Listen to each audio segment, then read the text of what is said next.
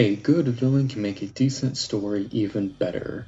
Villains can be charismatic, daunting, or terrifying, and sometimes all three. And you can even find villains that are tragic or empathetic. Sometimes a villain can be none of those things and just be absolutely punchable. Case in point, the topic of today's video. Today at Tiger Drop Films, I'm going to analyze a bit of Tsuneo Iwami from Yakuza 6, and why it's important to have a villain be nothing but a villain. And thank you guys for all of your support and subs for my History of the Amon Clan video. My channel's never grown that fast before in such a short amount of time. So, thank you guys. And apologies if the audio is a bit weird. I'm in a new place and trying to still figure out my sound setup. So, bear with me. Without further ado, let's get into it. To start, if you look at something like, say, the MCU, then you may notice people never really talk about the antagonists. Which is a shame considering how great Marvel villains are supposed to be. Compare the MCU to the Avengers Earth's Mightiest Heroes show. It's like night and day with entertainment.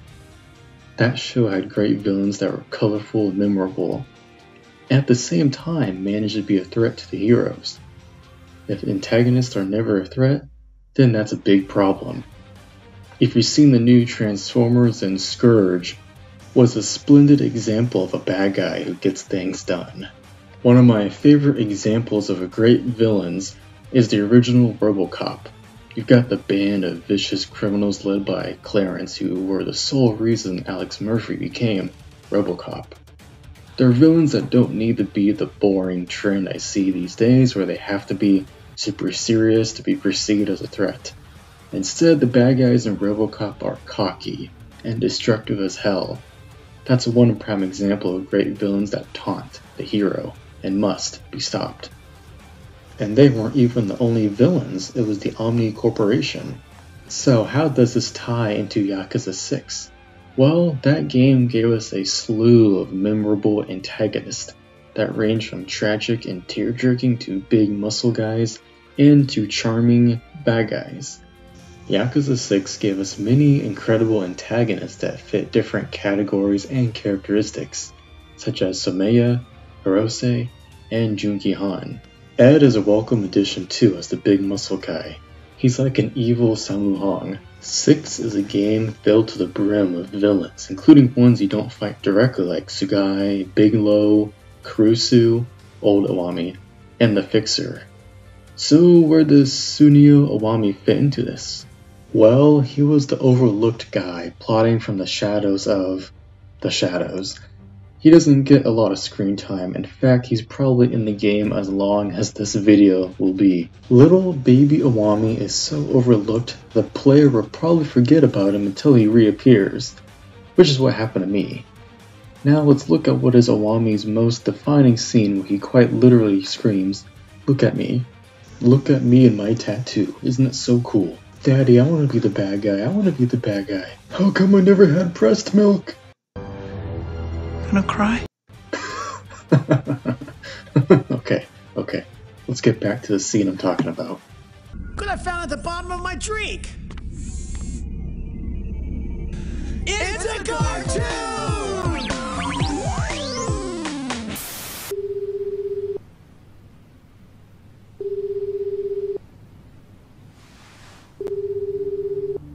大道寺先生でしたら、あなたの電話には出ません。助けを求めても無駄なことです。スネ夫、いつからそこに？あの戦艦が表に出た以上、あなたはもう終わりです。お父さん。何？ですがおかげで私は大道寺と新たな契約を交わしました。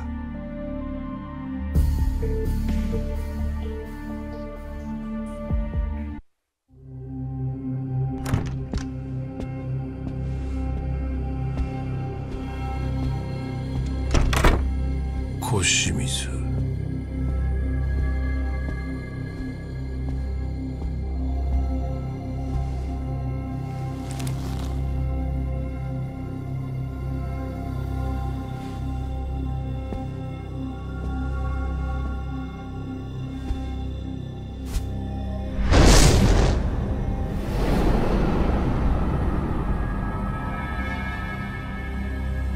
の秘密は私が受け継ぎます。それによって大道寺実からもたらされる権力も金も全てね。やめておけ。お前には無理だ。子供の成長を信じてください、お父さん。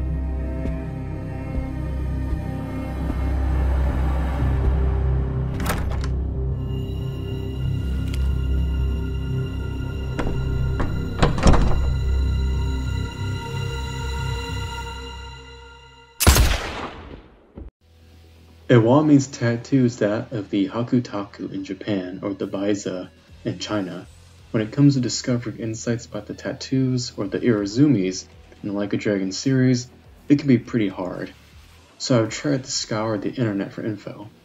It's especially iffy when it comes to characters whose Irazumis are not dragons, fish, or tigers. So I have to shout out the user RGG Tattoos on Tumblr. Thank you for gathering all these cool sources to read.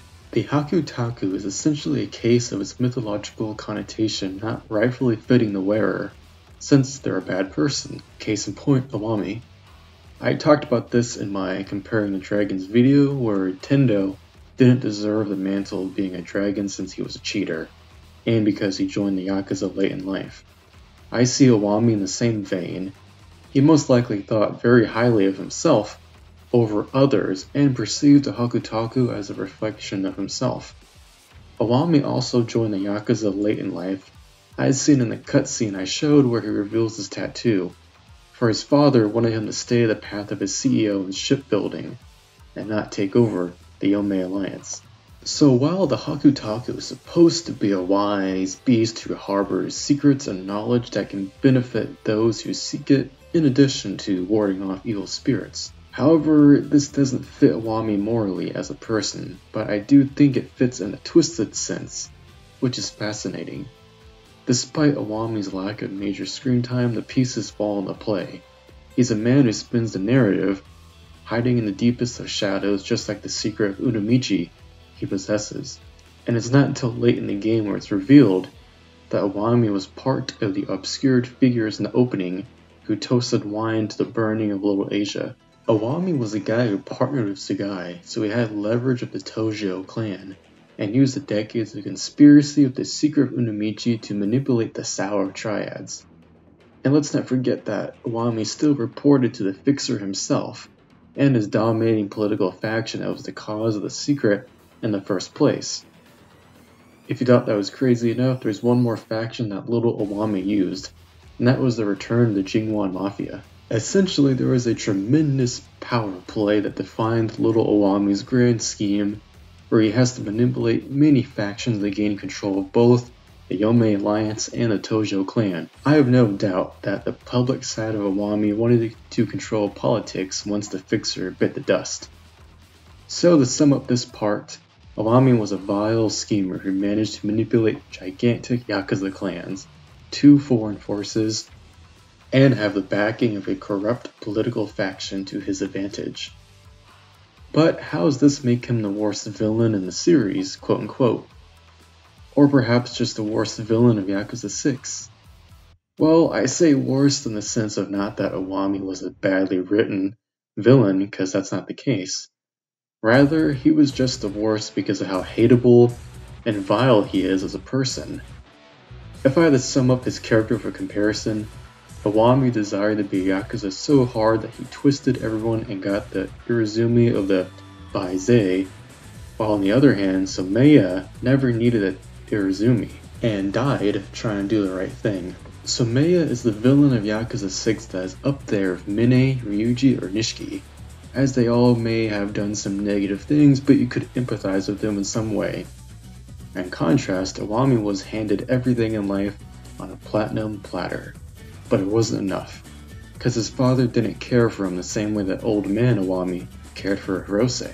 You see, the majority of final Yakuza bosses are guys who had daddy issues.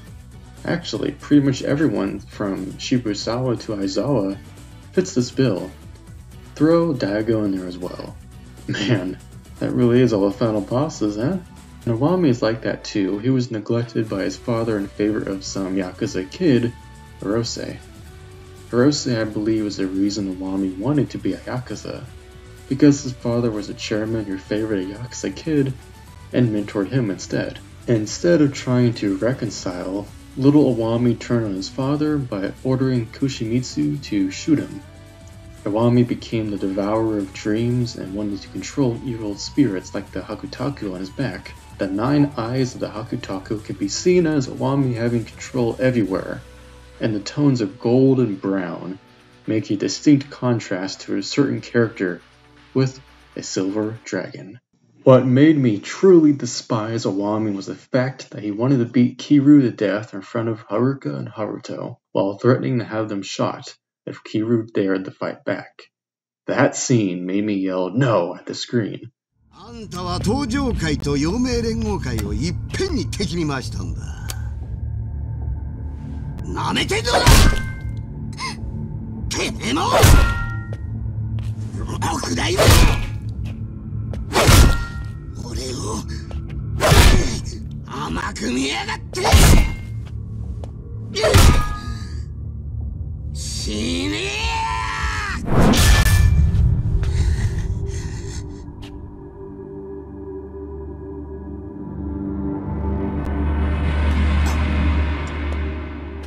どけ、菅井。あんたじゃ殴り殺すのに時間がかかる。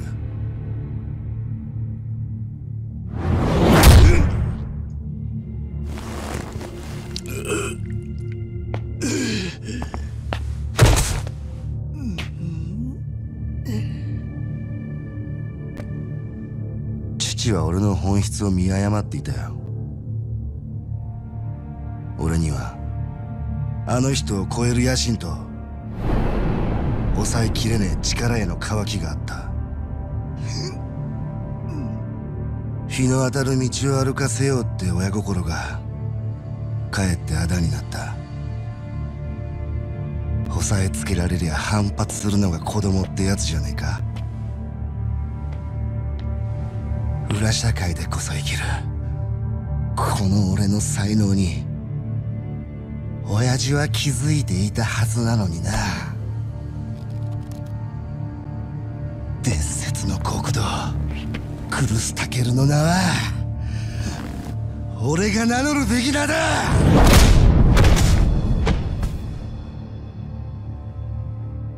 10数える前に立て。出なきゃ女を殺す。おじさん。おっと、無理かな。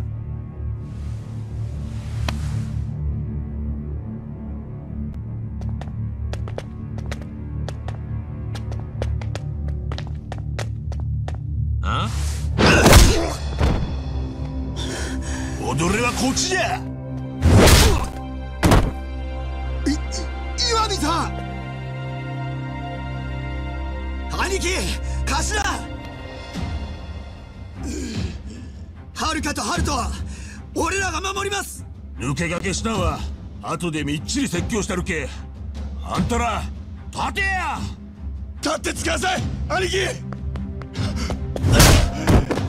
兄貴、立て。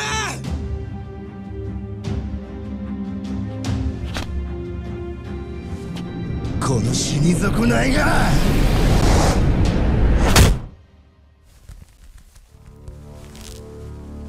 お前らが誰に喧嘩売ったか、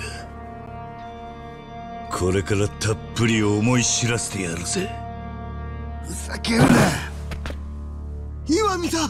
踊りの相手はこっちじゃ。おじさん。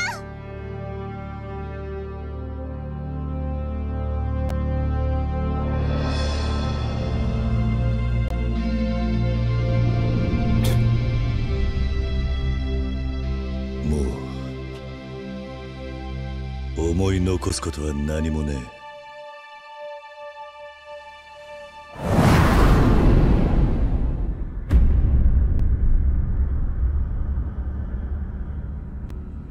俺と一緒に地獄まで付き合ってもらうぜ。岩見の坊ちゃん。貴様。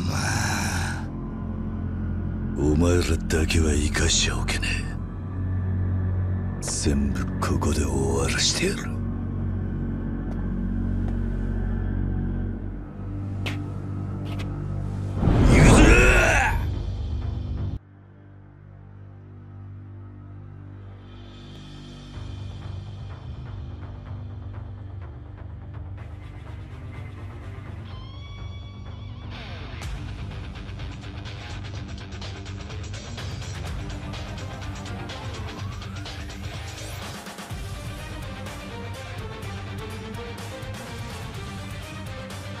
We've never seen R dragging beaten down like that, and the fact that it wasn't at all a fair fight makes Iwami that much of a scumbag.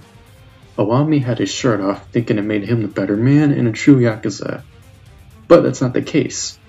As we see in the scene, Kiryu still hasn't revealed his Irezumi. I see this as making a triumphant comeback where Kiryu's true strength is shown off as true as it can be, that much better. As a new frenzy forged, family with come to save him, Haruka, Haruto, and Nagumo. And with that, the dragon we know bounces back by revealing his glorious Irezumi and absolutely overcoming the Hakutaku. Let's watch Kiryu pummel Iwami's face in 6 times.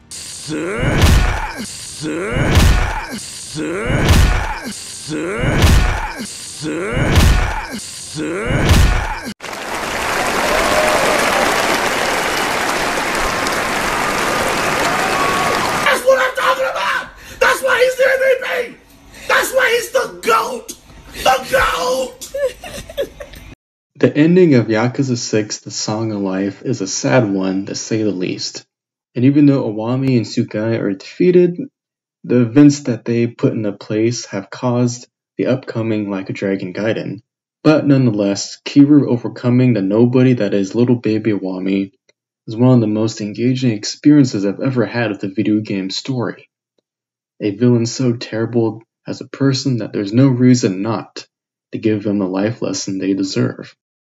It's also why I was cheering so hard at that new Transformers film.